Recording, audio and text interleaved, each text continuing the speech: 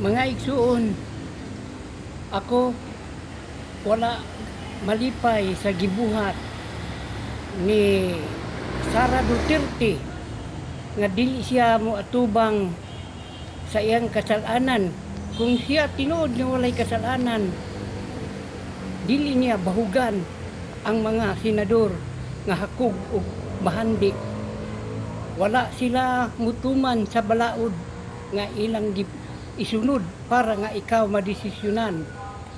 Usa kami mga DTS nga ubang nga nakagrupo sa DTS naga supak na kanimo o sa imong grupo Sara Duterte.